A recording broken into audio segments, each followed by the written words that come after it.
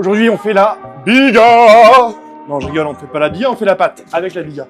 Donc ça, les amis, c'est la biga, c'est la pré-fermentation qu'on utilise comme base pour notre pâte à pizza. C'est grâce à ce procédé qu'on a une super pâte. Ça a reposé entre 24 et 36 heures au frais.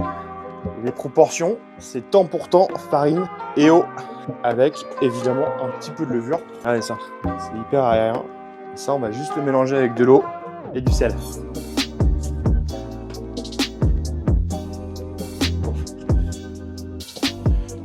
Ce qui est top avec la biga, c'est ce qu'il y a le plus simple à faire.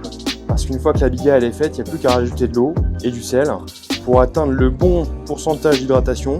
Donc en fait, le procédé est hyper simple. Une fois qu'on a fait ça, quand il fait bien chaud et que c'est l'été, on rajoute de la glace pour pas que la pâte monte trop en température. Sinon après, elle pousse trop, elle lève trop.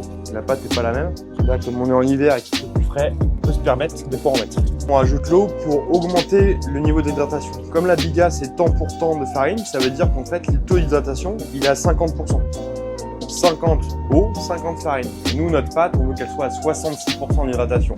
On va rajouter la bonne quantité d'eau pour passer de 50 à 66% d'hydratation. Et là, on sera bien.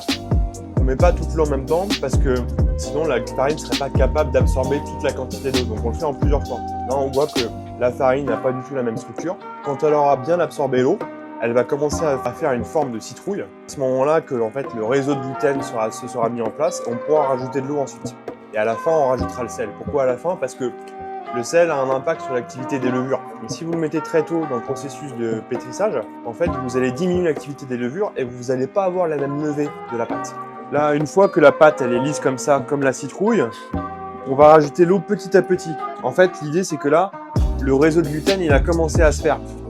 Il y a une structure dans la pâte. Et maintenant, ce qu'on va faire, c'est qu'on va rajouter l'eau petit à petit pour continuer à augmenter l'hydratation, mais sans casser le réseau de gluten. Et on va aussi ajouter le sel. Là, on va mettre 560 grammes, ce qui correspond à peu près à 1,5-1,6% du poids total de la pâte. Voilà, là, on y va juste au filet comme ça et on va se finir la pâte de cette manière-là. Là, regardez, elle commence à se lisser. Elle va incorporer l'eau, mais sans faire l'espèce de pâte gluante qu'on avait tout à l'heure. Là, on va passer la pâte qui a fini de pétrir. On va la passer sur le plan de travail. Pour éviter qu'elle colle de trop, on vient l'huiler. Notre plan de travail. Alors là, regardez ça. Ça, c'est quelque chose. Là, vous avez une belle pâte. Regardez l'intérieur. C'est encore aérien. Il y a de l'air à l'intérieur. Là, je fais un gros boudin. On va le diviser en 4 et on va faire 4 boules. Donc, elle va se détendre, elle va reposer. On va faire 4 grosses boules. Elles vont se lâcher pendant 20-30 minutes. Et après, on va pâtonner. Le pâton de 280 grammes. Là, on a les 4 boules faites. On met un peu d'huile par-dessus.